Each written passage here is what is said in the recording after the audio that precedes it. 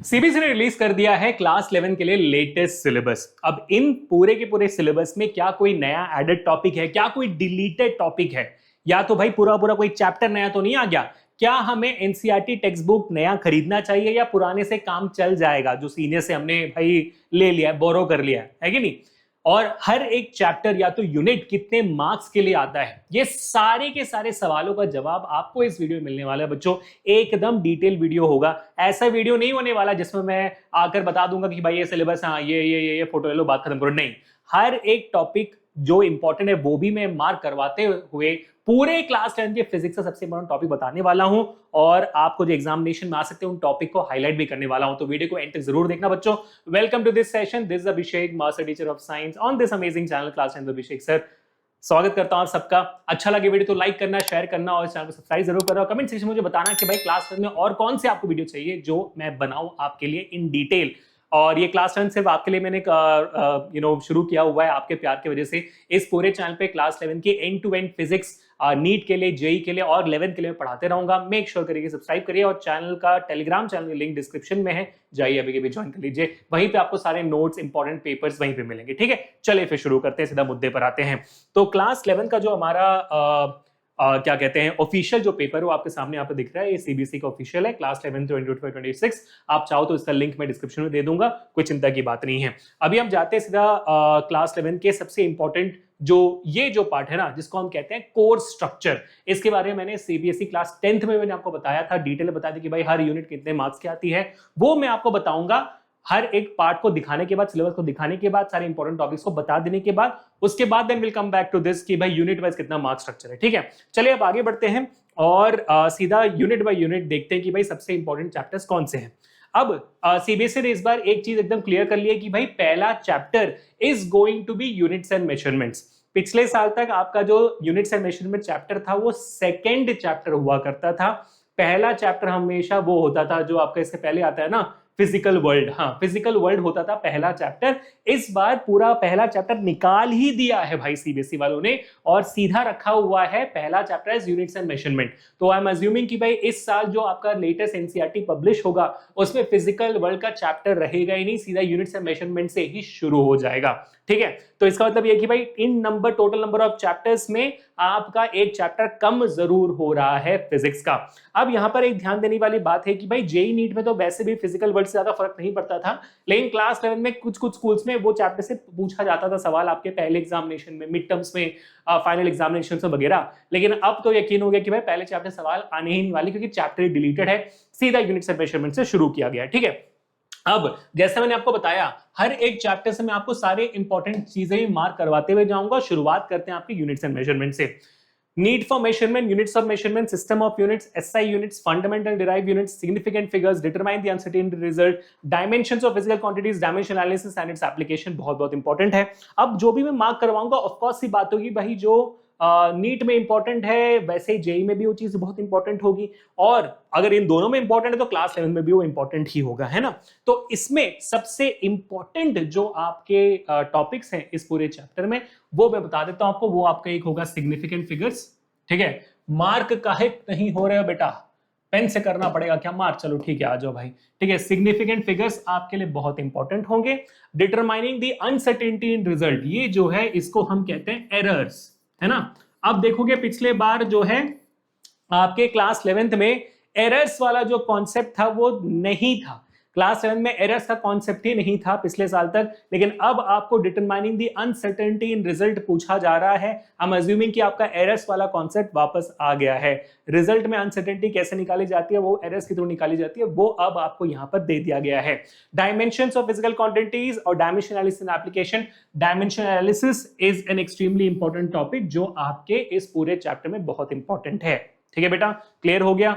अब पूरा चैप्टर खत्म। ये जो टॉपिक है ये पिछले साल नहीं था, इस साल determining the uncertainty result errors वाला कॉन्सेप्ट आ चुका है क्लास 11th में। जेई नीट में तो हमेशा से एरर्स था ही, एरर्स का एनालिसिस हमेशा से था ही। 11th में नहीं था, अब 11th में भी आ गया। ठीक है, तो यूनिट्स एंड मेजरमेंट्स पूरा कंप्लीटेड है। फिजिकल वर्ल्ड को डिलीट करते हैं, आपका यूनिट्स मेजरमेंट टॉपिक ऐड कर दिया गया है। अब आगे बढ़ते हैं to the next part which is unit 2 kinematics, जहां से एक्चुअली आपके क्लास 11 में डिफिकल्टी शुरू होती है। मतलब थोड़ी थोड़ी शुरू होती है, इतनी भी ज्यादा नहीं। Motion in a straight line chapter 2 बन चुका है और ये 9th में आपने पढ़ा हुआ है, इसका ऑलमोस्ट 75% आपने क्लास 9 में पढ़ा हुआ है। थोड़ा सा रिफ्रेश कर लेना, हम भी जरूर करेंगे। फ्रेम ऑफ रेफरेंस क्या होती है? Motion in straight line, elementary concepts, बोल भी रहे elementary concepts of differentiation and integration of describing motion. ये यानी कि ये जो आपका पार्ट है ना, डिफरेंशिएशन एंड इंटीग्रेशन, ये एक्चुअली सबसे पहला पार्ट होगा। क्लास 11 पढ़ाना शुरू करने से पहले मैं आपको डिफरेंशिएशन और इंटीग्रेशन सिखाऊंगा, उसके बेसिस में हम आगे जाकर चीजें पढ़ सकते हैं। इनफैक्ट जो पहला यूनिट्स एंड मेजरमेंट्स है वो बिना डिफरेंशिएशन इंटीग्रेशन के आगे बढ़ सकता है, कैलकुलस के बढ़ सकता है, लेकिन उसके बाद जैसे आप काइनेमेटिक्स में एंटर करते हो ना, तो फिर आप बिना डिफरेंशिएशन इंटीग्रेशन के आगे नहीं बढ़ पाएंगे। तो मैं पूरी कोशिश करूंगा कि भाई पहले डिफरेंशिएशन इंटीग्रेशन आपको पढ़ाने के बाद मैं ये काइनेमेटिक्स शुरू करूं, लेकिन यूनिट्स एंड मेजरमेंट में आपका पहला कदम कर दूं, ऐसा मैं अपने दिमाग में लेकर आगे बढ़ रहा हूं। आपका क्या ख्याल है? Do let me know in the comment section. क्यों? क्योंकि फर्स्ट टर्म में क्या होगा, जो आपका स्कूल खुलते साथ जो एग्जामिनेशन आएगा उसमें यूनिट्स एंड मेजरमेंट में पूछा जाएगा। मैं नहीं चाहता कि डिफरेंशिएशन के इंटीग्रेशन पढ़ते पढ़ते आप ये चैप्टर ही छोड़ दूं, है ना? तो इट्स इंपॉर्टेंट दैट वे। फिर uniform motion, non uniform motion क्या है? Average speed and average velocity, instantaneous velocity, critically important for your entire syllabus. Uniformly accelerated motion, velocity time graph, portion diagrams, relation for uniformly accelerated motion, graphical and calculus treatment, बहुत बहुत important. तो ये जो आपने and में ये graph वाला जो पार्ट पढ़ा हुआ है ना, ये जो ग्राफ वाला पार्ट है वो इस चैप्टर से, आपके काइनेमेटिक्स चैप्टर से एक्सट्रीमली इंपॉर्टेंट है। जैसे 9th में dt vt ग्राफ आपके लिए इंपॉर्टेंट था, वैसे क्लास 11 में भी बहुत ज्यादा इंपॉर्टेंट है। ठीक है बेटा, तो ये हो गई। अब आगे बढ़ते हैं, चैप्टर 3 पे आते हैं, मोशन इन अ प्लेन। ये प्लेन आपके लिए नया कॉन्सेप्ट होगा क्योंकि आपने motion in a straight line पढ़ा हुआ है कि सीधी जाती हुई चीजों पे कैसे वेलोसिटी और एक्सीलरेशन निकालनी होती है, ये आपने सीखा हुआ। लेकिन आपने कभी ये नहीं सीखा कि अगर ऐसे कोई ऑब्जेक्ट जा रही है जो एक्स प्लेन और वाई प्लेन दोनों में जा रही है तब क्या होता है। अगर एक बॉल ऊपर जाके ऐसे गिरती है, कर्व्ड मैनर, प्रोजेक्टाइल के मोशन में गिरती है, तब क्या होता है, ये आपने नहीं सीखा हुआ है। वो आती है मोशन इन प्लेन, बहुत ही प्यारा टॉपिक होता है। इसमें एक कॉन्सेप्ट होता है जो होता है आपका स्केलर एंड वेक्टर क्वांटिटीज। जो वेक्टर्स वाला कॉन्सेप्ट है उसकी भी वीडियो डिफरेंशिएशन, इंटीग्रेशन, वेक्टर्स के साथ साथ आपको वो तीनों वीडियो इन चैप्टर्स के शुरू होने से पहले मैं आपको इस चैनल पे दे दूंगा, तो देखना जरूर। और ऐसे सीखेंगे कि भाई मजा आ जाएगा। 11 12 जेईई नीट सब में काम आ जाएगा, बात खत्म हो जाएगी। ठीक है, अब इसके साथ साथ एक और चीज निकलेगी, ट्रिग्नोमेट्री। तो ट्रिग्नोमेट्री के साथ साथ आपका वेक्टर्स आ जाएगा, डिफरेंशिएशन, इंटीग्रेशन, ये चारों चीजें आपको पूरी की पूरी मिलेगी इस पूरे चैनल पे। उसके बाद ही हम आपका सेकेंड चैप्टर शुरू करेंगे, फिर आपको कहीं भी और मैथमेटिक्स पढ़ने की जरूरत नहीं पड़ेगी इस टॉपिक में। ये मैं बता रहा हूं स्पेशली उन बच्चों के लिए जो पीसीबी ले रहे हैं।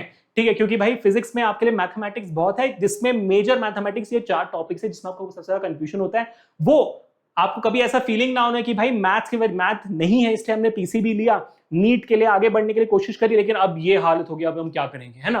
तो ऐसी आपको फीलिंग ना आए, इसलिए मैं वो 4 टॉपिक्स आपको पहले पढ़ा दूंगा एज अ वन शॉट, जहां पर पूरा आपको मैं क्लैरिटी दे दूंगा। उसमें कोई चैप्टर नहीं है, एक ही लेक्चर में पूरा खत्म कर दूंगा मैं। ठीक है, चलिए अब आगे बढ़ते हैं। फिर बात करते हैं position and displacement vectors, general vectors and their notations, equality of vectors, multiplication of vectors by a real number, addition and subtraction of vectors, unit vector, resolution of a vector in a plane, rectangular component, scalar vector, product of vector, सब कुछ ये आपका पिछले साल की तरह same है, कोई भी डिफरेंस नहीं है।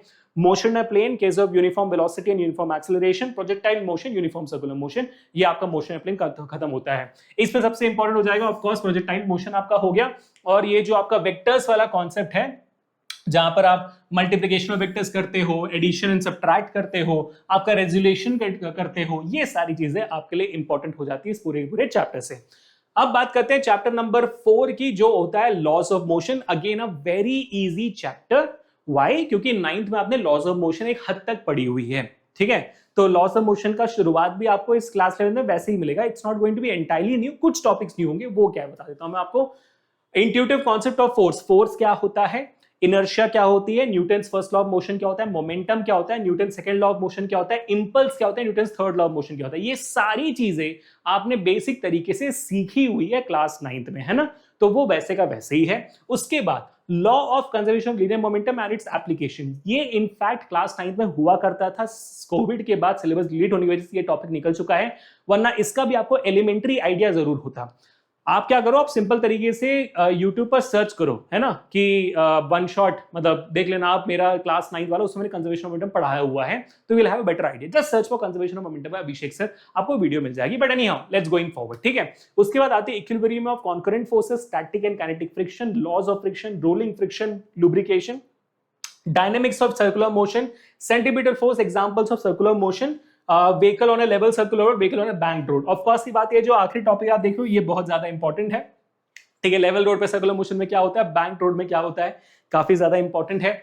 साथ ही साथ अगर आप देखोगे इसके पहले वाले मैं कोई भी इंपॉर्टेंट हो मार्क नहीं करवा रहा, लेकिन law of conservation momentum important हो जाता है, equilibrium of concurrent forces, friction वाला जो पार्ट इंपॉर्टेंट हो जाता है, इसमें आपको एडिशनली कोएफिशिएंट ऑफ फ्रिक्शन वगैरह चीजें आती है जो अगेन इंपॉर्टेंट हो जाती है, ठीक है। लेकिन इसके ऊपर मैं कोई चीज इंपॉर्टेंट है मैं उसको मार्क भी नहीं करवा रहा, क्योंकि एज अ टीचर मेरे अंदर ये एक्सपेक्टेशन है कि दोस्त आपने ये 9th में पढ़ा होगा, है ना। नहीं पढ़ा है तो आपका ये रिस्पॉन्सिबिलिटी बनता है कि आप रिवाइज करके आओ, ठीक है बेटा। और नहीं किया तो मेरा रिस्पॉन्सिबिलिटी बनता होगी मैं आपको पहले बेसिक से सिखाते हुए आगे बढ़ाऊं, ठीक है, बात खत्म। चलिए अब आगे बढ़ते हैं to the chapter number 5 which is work energy and power. ये भी देखा देखा लग रहा है ना, हाँ बिल्कुल ये वही है जो आपने क्लास 9 में पढ़ा हुआ है। मैंने कितनी बार आपको बताया था क्लास 9 में कि क्लास 11 तक आपके सारे टॉपिक इंपॉर्टेंट है। अभी जो आप 10th से पढ़कर आ रहे हो ना, आप देखना 12th में जब जाओगे 12th का सिलेबस 10th से मैच खाएगा, इसलिए 10th में जब आपने जो भी पढ़ा हुआ उसको याद रखना बहुत इंपॉर्टेंट है, वरना 12th में जाकर रिवाइज करनी पड़ेगी। लेट्स गेट फॉरवर्ड, ठीक है। Work done by constant force, you know it. Variable force you don't know, ठीक है। कांस्टेंट फोर्स आपको पता है, वेरिएबल फोर्स यानी कि एक ऑब्जेक्ट के ऊपर 10 न्यूटन का मैंने फोर्स लगाया तो ऑब्जेक्ट मूव हो रहा है, तो 10 न्यूटन वहां पर कांस्टेंट फोर्स है। लेकिन अगर एक ऑब्जेक्ट के ऊपर मैं 0 न्यूटन से 10 न्यूटन तक 10 सेकंड का फोर्स लगा, 10 सेकंड तक ऐसे फोर्स बदलते हुए डालते जा रहा हूं, तब क्या होगा। जैसे मैंने इस ऑब्जेक्ट के ऊपर धीरे धीरे फोर्स लगाया, फिर जोर से लगा दी, तो फोर्स बदल गई ना। तो इस दौरान वर्क डन क्या है वो आपको नहीं पता, वो हम सीखेंगे हमारे इस पूरे चैप्टर में, बहुत इंटरेस्टिंग है। काइनेटिक एनर्जी क्या होती है आप जानते हो, वर्क एनर्जी थ्योरम मैंने आपको सिखाया हुआ है क्लास 9 में, पावर भी आप जानते हो, कुछ नया बिल्कुल नहीं, ठीक है। Notion of potential energy of a spring नया है, कंजर्वेटिव फोर्सेस नया है, नॉन कंजर्वेटिव फोर्सेस नया है, motion in a vertical circle नया है, elastic elastic collision 1 and 2 dimension ये सब नया है आपके लिए जो इंपॉर्टेंट है और आएगा। Elastic collision, inelastic collision इस पूरे चैप्टर सबसे ज्यादा इंपॉर्टेंट है जो यहां पर आप देख रहे हो, ठीक है, इन 1 and 2 डायमेंशन, ठीक है, क्लियर हो गया। चलिए अब आगे बढ़ते हैं चैप्टर नंबर 6 की तरफ जो है system of particles and rotational motion. यहां से बेटा चैप्टर नंबर 6 से रियलिटी में आपकी जिंदगी में कठिनाइयां आनी शुरू होगी। क्यों होगी ऐसी बात बेटा, क्योंकि यार ऑफ कोर्स ही बात है, इसके बाद जो भी टॉपिक्स होंगे वो आपने कभी नहीं सुना होगा, because of which majority of students who are studying in class 11 face difficulty. मतलब किसी भी बच्चे से पूछोगे कि सबसे डिफिकल्ट टॉपिक कौन सा है, रोटेशनल मोशन एक बहुत इंपॉर्टेंट टॉपिक है, क्योंकि वहीं से दिक्कतें शुरू होने लग जाती है। Rotational motion becomes one of the most difficult chapters for the students to understand and go through. लेकिन मुझे यकीन है कि अगर आपका बेसिक स्ट्रांग है तो रोटेशनल मोशन भी हम अच्छी तरीके से कर लेंगे। सो डोंट वरी, दिक्कतें हर किसी को होती है, हम धीरे धीरे सीखेंगे, ठीक है बेटा, बात क्लियर होगी। चलिए अब यहां पर मैं क्या देख रहा हूं, centre of mass of a two particle system, momentum conservation and center of mass motion, center of mass of a rigid body, center of mass of a uniform rod, moment of force, torque के बारे में सीखेंगे, angular momentum, law of conservation of angular momentum and its applications, बहुत बहुत important chapter. Equilibrium of rigid bodies, rigid body rotation, equations of rotational motion, comparison of linear rotational motions बहुत important, moment of inertia, radius of gyration, values of moments of inertia for simple geometrical objects, no derivation included नहीं है। ये सारे का ये पूरा जो chapter है बेटा मैं आप लोगों के लिए बोलूंगा कि इंपॉर्टेंट है, क्योंकि यहां से आप देखोगे यहां पर जो भी चीजें आपने पढ़ी यहां पर मोशन वर्ड के अलावा कुछ और आपको समझ में नहीं आया होगा, है ना। तो that is why this chapter is critically important for all of you guys, ठीक है। यहीं पे दिक्कतें होती है, इसको हम अच्छे से सीखेंगे। आगे बढ़ेंगे, बात करेंगे ग्रेविटेशन की। हाँ सर ग्रेविटेशन तो हमने सुना हुआ है, बिल्कुल।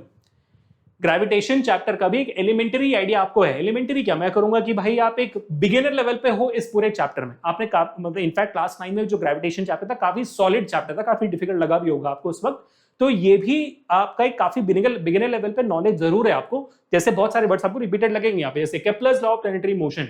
मैं हर बार क्लास 9 में प्लैनेटरी मोशन केप्लर्स लॉ पढ़ाता था, ठीक है। पिछले साल मैंने नहीं पढ़ाया क्योंकि हर किसी ने बोले सर मत पढ़ाइए आप प्लैनेटरी मोशन, क्योंकि वो क्लास 9 का टॉपिक था, होना भी चाहिए, पढ़ना भी चाहिए हर बच्चे को। तो ये चैप्टर बहुत ये टॉपिक इंपॉर्टेंट है 11th के पर्सपेक्टिव में, जेईई मेन के पर्सपेक्टिव में इतना भी नहीं, बट ठीक है। यूनिवर्सल लॉ ऑफ ग्रेविटेशन आपने पढ़ा हुआ है। एक्सेलरेशन ड्यू टू ग्रेविटी क्या होता है आप पता है, आपको उसका डेरिवेशन ही पता होना चाहिए, क्लास 9 में हमने देखा है। And it's variation with altitude and depth, एक बेसिक आइडिया आपको है, लेकिन इसका एक्चुअल फॉर्मूला आपको नहीं पता है, उसको ड्राइव करना होता है, वो आप यहां पर सीखेंगे। अब जो आपको बिल्कुल नहीं आता है ग्रेविटेशन में वो ये पार्ट है, gravitational potential energy and gravitational potential escape speed, orbital velocity of a satellite, energy of an orbiting satellite. ये आपके लिए इस पूरे चैप्टर सबसे ज्यादा इंपॉर्टेंट होगा। ऑफ कोर्स सी बात है, जो चीज आपने 9th में सीखी उससे सवाल कम आएंगे, जो नया सीखोगे इसमें सवाल ज्यादा आएंगे 11th में। ऑफ कोर्स सी बात है ना, ठीक है। अब बात करते हैं आपके चैप्टर नंबर 8 की मैकेनिकल प्रॉपर्टीज ऑफ सॉलिड्स। यहां से अगर आप थोड़ा सा दिमाग लगाओगे तो चीजें थोड़ी सी आसान हो सकती है आपके लिए, अगर आप एक काफी अच्छा टीचर चुनते हो यूट्यूब पर सीखने के लिए या तो कहीं पर भी सीखने के लिए, क्योंकि इसके बाद जो चैप्टर्स है ना वो चैप्टर्स अच्छे हैं, मतलब इनको सीखने में मजा आएगा। ये रियल लाइफ एप्लीकेशंस वाले काफी अच्छे हैं, ठीक है, तो इसको समझना अच्छे से। तो mechanical properties of solids, solids की क्या मैकेनिकल प्रॉपर्टीज होती हैं? सबसे पहले आती है आपकी इलास्टिसिटी, स्ट्रेस स्ट्रेन का relationship, Hooke's law, Young's modulus, bulk modulus, shear modulus of rigidity, Poisson's ratio, elastic energy, application of elastic behaviour of materials. ये बहुत बहुत इंपॉर्टेंट चैप्टर है बेटा, लेकिन इसमें जो आप इतने बड़े बड़े लॉ रेशियो देख रहे हो ना, these are actually easy if you are, क्या कहते हैं, मतलब ध्यान लगा के पढ़ोगे ना ये आपको आसान लगेंगे। डिफिकल्टी वाले वो जो पहले 8 है, मतलब पहले 8 नहीं बोल रहा हूं, उसके बाद जो बीच में वो चैप्टर रोटेशनल मोशन आ जाता है, उसके बीच में जो मोशन इन प्लेन वगैरह आती है ना, वो आपको डिफिकल्ट लगती है। ऑफ कोर्स सी बात है, डिफिकल्ट लगेगी। अचानक से 10th 11th में आओगे तो सिलेबस बढ़ गया, डिफिकल्टी बढ़ गई, तो सब कुछ you will be very overwhelmed, but you need to focus. The more you focus the better it would be, ठीक है। इसके बाद बारी आती है आपकी क्लास 9 की मैकेनिकल प्रॉपर्टीज ऑफ फ्लूइड्स की। अगेन इसमें कुछ टॉपिक्स आप जानते होंगे, ग्रेविटेशन और फ्लोटेशन वाला जो पार्ट था उसमें आपको रिलेट कर पाओगे, कुछ टॉपिक्स आपको नहीं पता होंगे, जैसे pressure due to a fluid column. Fluid आप जानते हो, फ्लूइड कॉलम का क्या है वो आप नहीं जानते। पैस्कल्स लॉ नहीं पता आपको and its applications, hydraulic lift and hydraulic brakes का concept, effect of gravity on fluid pressure, ये सब आप नहीं जानते हो। प्रेशर क्या होता है बस जानते हो आप। विस्कोसिटी आप नहीं जानते हो, one very important topic. Stokes law very important topic. Terminal velocity very important topic. Streamline and turbulent flow very important topic, ठीक है। फिर आती है critical velocity, Bernoulli's theorem and its application, बहुत बहुत इंपॉर्टेंट टॉपिक जो आपको याद रखनी है। फिर बात आती है surface energy and surface tension, angle of contact, excess of pressure across a curved surface, application of surface tension, ideas to drops, bubbles and capillary rise. Surface tension का ये जो पार्ट है drops, bubbles and capillary rise का, बहुत ज्यादा important है, जो हमें याद करनी है, समझनी है और अप्लाई करना है एग्जाम्स में, ठीक है। आगे बात करते हैं चैप्टर नंबर 10 की, जो है thermal properties of matter. If you are from ICSE, अगर आप क्लास 10 से 11 में जा रहे हो और आईसीएसई से हो, then this is going to be an easy chapter for you. But if you are from CBSE थोड़ा सा डिफिकल्ट होगा। क्यों? क्योंकि आईसीएसई 10th वालों को कैलोरीमेट्री नाम का चैप्टर है, और 10th में अगर आपने पढ़ा है तो this is going to be very easy chapter for all of you guys. CBSE वालों के लिए डिफिकल्ट होगी, पहली बार आप पढ़ोगे, लेकिन it's an easy chapter, we can go through it together बहुत आराम से, ठीक है। हीट क्या होती है, टेम्परेचर क्या होता है, थर्मल एक्सपेंशन क्या होती है, thermal expansion of solid, liquid and gases सीखेंगे। Anomalous expansion of water which extremely is an important topic for this entire chapter. Specific heat capacity बहुत इंपॉर्टेंट है, CP, CV, calorimetry, change of state, latent heat capacity, ये सारे important topics हैं। Heat transfer क्या होते हैं, जिसमें conduction, convection, radiation आता है, जो आप देखते हो घर में चूल्हा चलाते हो तो कंडक्शन हो जाता है, फिर आप इंडक्शन स्टोव भी इस्तेमाल करते हो, तो ये सारे प्रोसेस हम सीखेंगे। Thermal conductivity, qualitative ideas of black body radiation, Wien's displacement law, Stefan's law, ठीक है। तो ये एक chapter it's going to be fun even for ICSE students, जिसमें बहुत सारे लॉस हैं जो आपने नहीं पढ़े हुए 10th में, but at least it's like motion in straight line for CBSE, जो आपने 75% पता था, बस 25% पढ़ना था, वैसे ही आईसीएसई वालों के लिए 75% पता होगा, 25% पढ़ना होगा, ठीक है। चलिए अब आगे बढ़ते हैं और बात करते हैं हमारे थर्मोडायनेमिक्स के बारे में। अब थर्मोडायनेमिक्स जो चैप्टर नंबर 11 है, it's a very important chapter because thermodynamics basically is from chemistry.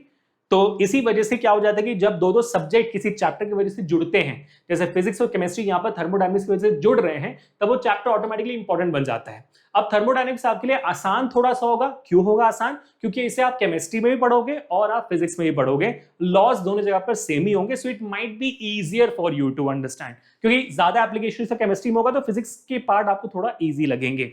तो सबसे पहला जो पार्ट आता है आपको थर्मोडायनेमिक्स में, thermal equilibrium and definition of temperature, zeroth law of thermodynamics, heat, work and internal energy, first law of thermodynamics, second law of thermodynamics, thermodynamic state variable and equation of state, change of condition of gaseous state, isothermal, adiabatic, reversible, irreversible, cyclic processes। ये जो वाला part है ये important है, ठीक है बेटा, बात खत्म हो गई। आगे बढ़ते हैं to chapter number 12, kinetic theory पे आ जाते हैं हम। Equation of state of a perfect gas, extremely important chapter topic, work done in compressing a gas भी इंपॉर्टेंट है। काइनेटिक थ्योरी ऑफ गैसेस आ जाती है, assumptions, concept of pressure, kinetic interpretation of temperature, RMS speed of gas molecules, degree of freedom, law of equipartition of energy, an application to specific heat capacities of gases, concept of mean free path, Avogadro's number, important. ठीक है, अब यहां पर ये जो chapter है ना, जो काइनेटिक थ्योरी वाला पार्ट है, काइनेटिक थ्योरी ऑफ गैसेस वाला जो पार्ट है, ये जो चैप्टर है वो इतना इंपॉर्टेंट नहीं है from a JEE NEET 11th perspective. ठीक है, इट्स फाइन, थर्मोडायनामिक्स की इंपॉर्टेंस खत्म हो जाता है, काइनेटिक थ्योरी में इतना इंपॉर्टेंट नहीं है। मैं आपको प्रूव करके दिखाऊंगा जब मैं इसको इसके मार्क्स आपको बताऊंगा ना, you will have an idea about it. ठीक है, अब आगे बढ़ते हैं to next chapter which is oscillation. We are down to the last two chapters of this entire physics. आपके फिजिकल वर्ल्ड को मिलाकर 15-16 चैप्टर्स होते थे, अब आपके 14 चैप्टर्स हैं। क्लास 11th में गाइस आपके फिजिक्स में सिर्फ 14 चैप्टर्स हैं। हाँ, 10th में आपके 4 थे, अब 14 हो गए हैं, तो ऑफकोर्स ये बात है 3-3.5 गुना बढ़ चुका है ये, बट दैट्स ओके, हम करेंगे, हम आराम से करेंगे, अपने आप करेंगे। ठीक है, आगे ऑसिलेशंस पे आ चुके हैं। ऑसिलेशन में आप देखोगे periodic motion, time period, frequency, displacement as a function of time, periodic functions and their applications. इनमें कुछ वर्ड्स आपको साउंड चैप्टर की याद दिलाएंगे क्लास 9th में, बिल्कुल सही बात है, लेकिन ऑसिलेशंस चैप्टर डिफिकल्ट है। जैसे हम यहां पर सिंपल हार्मोनिक मोशन में पहुंचते हैं, सब कुछ अबा हो जाती है, आपको कुछ समझ में नहीं आएगा, सारी चीजें बाउंस जाएंगी। तो यहां पर आपको समझना होगा कि भाई इसको कैसे टैकल करना है। क्यों? क्योंकि इसके पहले तक जो भी चीजें थी आप उसको मोशन के तरीके से देख रहे थे, एनर्जीज के तरीके देख रहे थे।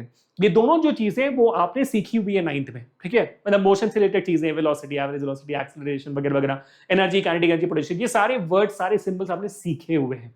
लेकिन जैसे आप एसएचएम में आते हो, चीजें it's an uncharted land, uncharted area हो जाती है, एक कैटेगरी आ जाती है जहां पर भाई ये तो पहली बार सुन रहे हैं ब्रो, क्या ये, तो वो वाला पार्ट हो जाए। जैसे थर्मोडायनामिक्स भी है, थर्मोडायनामिक्स और जो मैंने बताया कैलोरीमेट्री वाला पार्ट, ये दोनों भी आपने कभी सीखा नहीं है। वो हीट वाला कॉन्सेप्ट आपको पता नहीं क्या होता है इसके आगे, सिर्फ हीटिंग इफेक्ट इलेक्ट्रिक करना पड़ा था 10th में, उससे कोई रिलेटेड नहीं होता ज्यादा।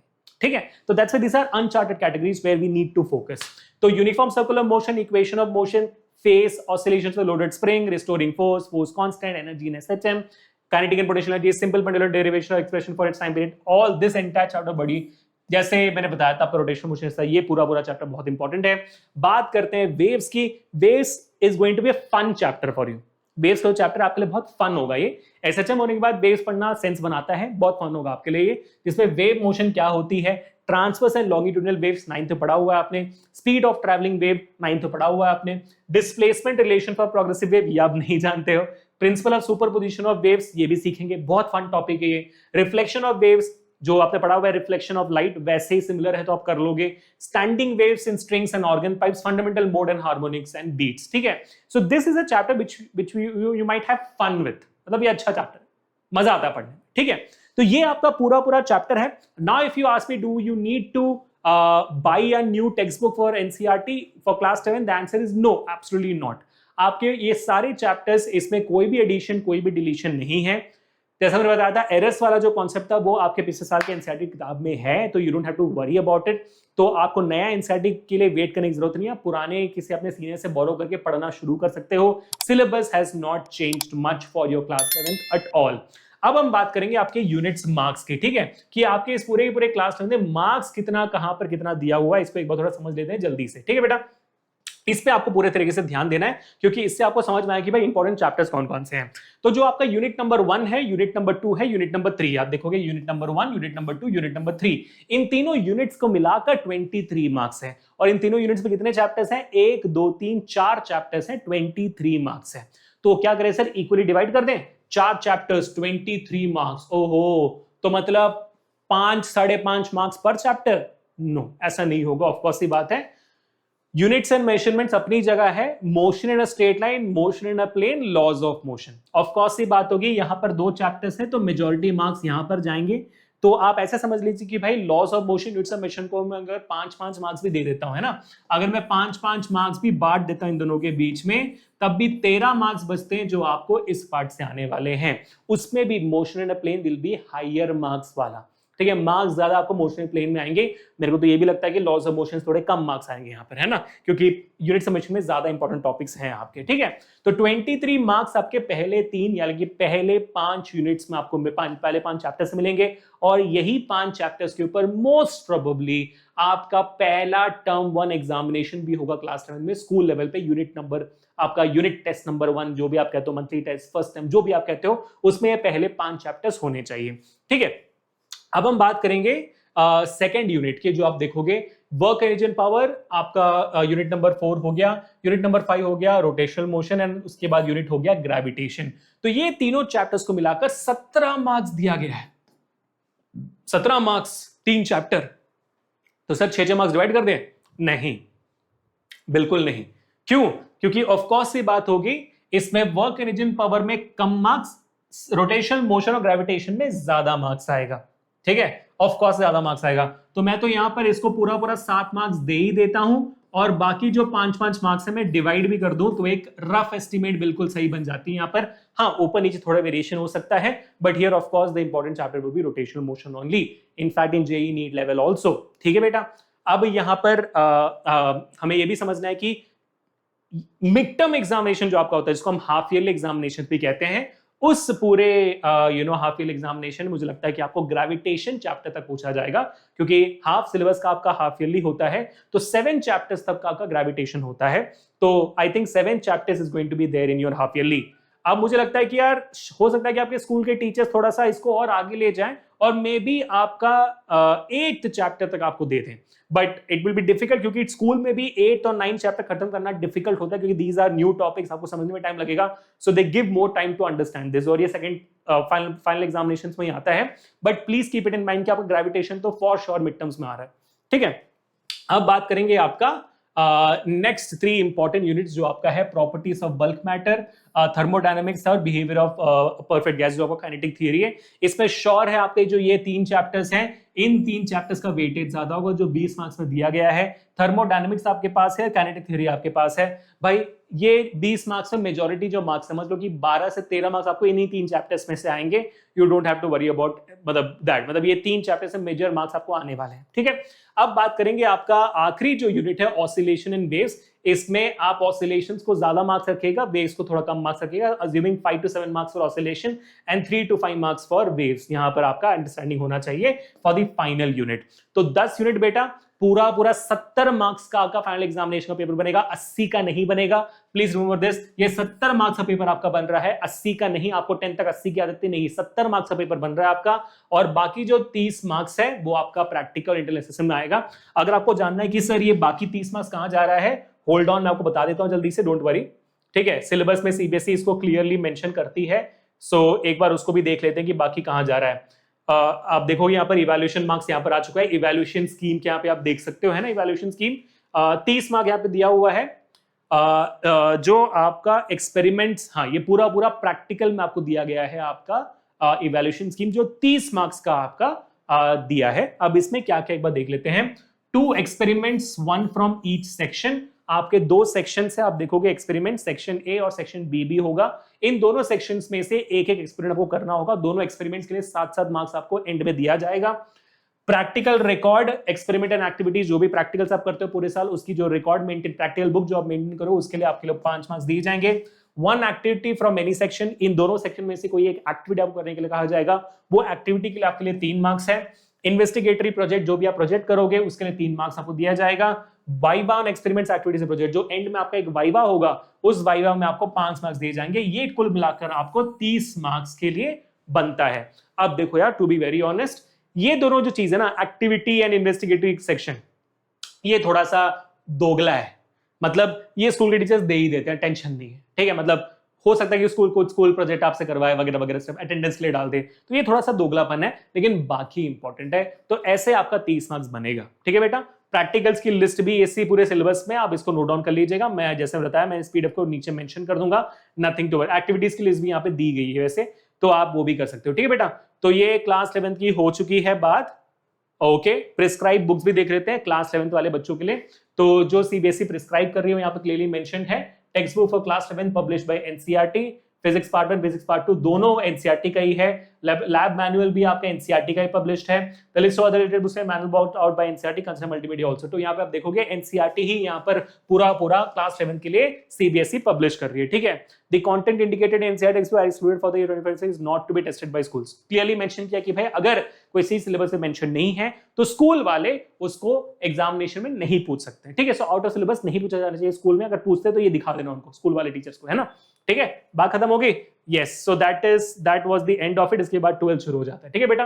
So this was the entire syllabus for class 11। मैंने आपको सारे important topics, marks wise distribution, unit wise सब कुछ बता दिया है। एनसीईआरटी बुक खरीदनी चाहिए नहीं खरीदनी चाहिए वो भी मैं आपको बता दिया। I hope you have a clear cut clarity कि अब आगे क्या करना है। आपको मेरी और क्या हेल्प चाहिए, do let me in the comment section. कब से शुरू करें हम पढ़ाई वो भी do let me in the comment section, ठीक है। मिलते हैं नेक्स्ट वीडियो में। Until this Abhishek signing off. Thank you so much for liking the video, sharing this video, subscribing to the channel. Peace.